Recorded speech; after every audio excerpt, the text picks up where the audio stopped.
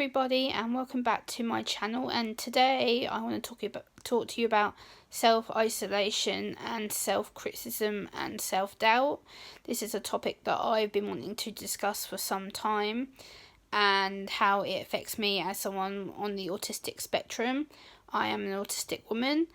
And so I want to talk to you about this topic. Inner thoughts and self-doubt that I regularly go through on a daily basis means I often experience negative thoughts, such as things like my head will tell me I'm not good enough, what's the point of me doing what I'm doing on my channel, I might as well give up, I'm not helping anybody, no one cares about the message of autism, all that kind of stuff, why bother? Like, your message isn't going to reach anyone, or the kind of negative cycle self-doubt that you go through day in, day out as a normal human being. But as someone on the autistic spectrum like myself, it goes on a daily cycle. So every day I get these negative thoughts where I go round and round and round in my head with these negative thoughts, and they can get quite depressing, they can get quite overwhelming and cause a lot of sensory issues for me, because I have to mentally process the thoughts and think about them, process them, all that kind of stuff. So it is very, very draining. It's mentally draining, it's physically draining, it affects my relationships with people, how I communicate, and it can cause a lot of problems, especially when you're not meaning to feel down or miserable and you don't know the way to express the reason why you're feeling like you are. And when the negative thoughts come, it hits you like a wave, and it kind of just takes over. And when you're trying to be your best and you're trying to get rid of the self-doubt, it just doesn't work.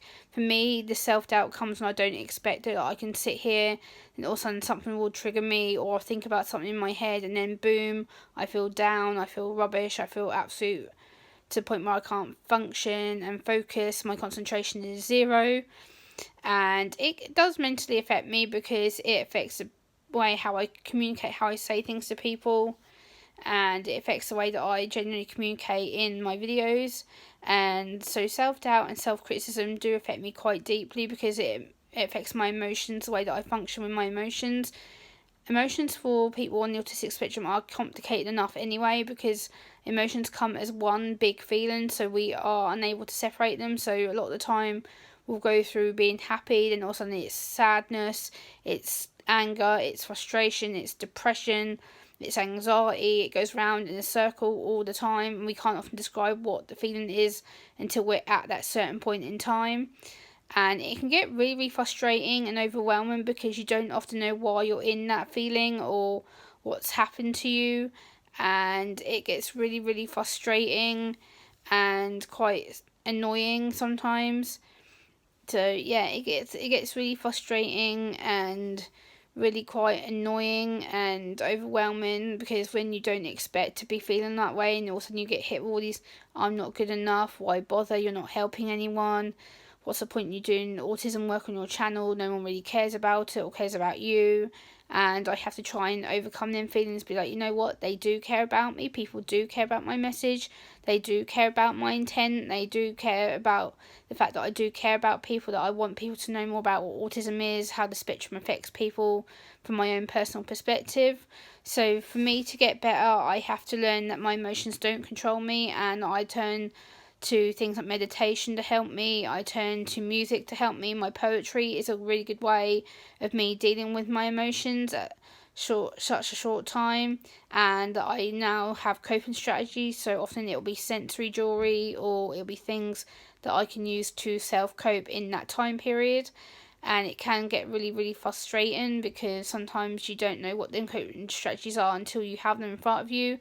So whether that's meditation, whether it's a colouring book, whether it can be sensory jewelry for me, a fidget toy, music, poetry, something that helps to calm me down in that time of need.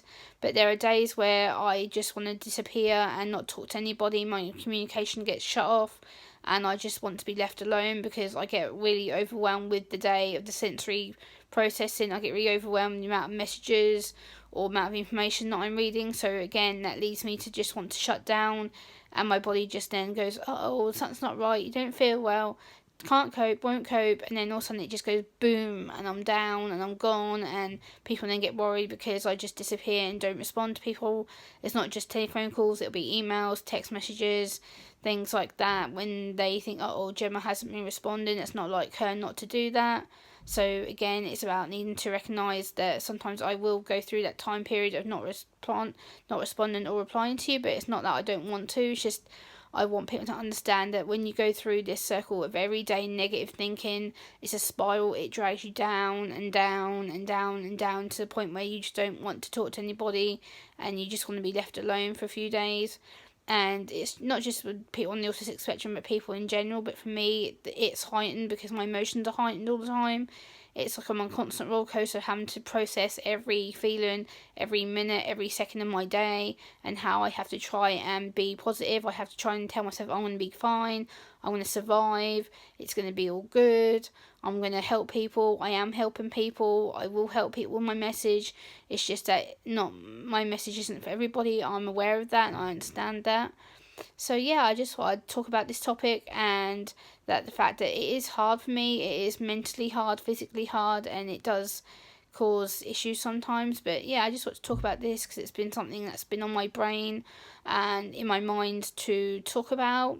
So yeah, I hope you have enjoyed this video. And people will often say that I need attention or I'm attention seeking. That's not the case at all. I'm really not trying to attention seek at all. I'm really not. It's just a case that I get really overwhelmed emotionally, physically, mentally, and I then get very self-critical of myself. I just shut down. I doubt myself. I tell myself I'm not good enough, but I know I am a good person. I'm a great person. I'm successful. I'm helping a lot of people with my channel. I'm getting there, and every day is an improvement. So yeah, I think I'll wrap it up there, guys. Thanks so much for listening. Please like, comment, share, and subscribe for more content. I'll see you next time. Bye.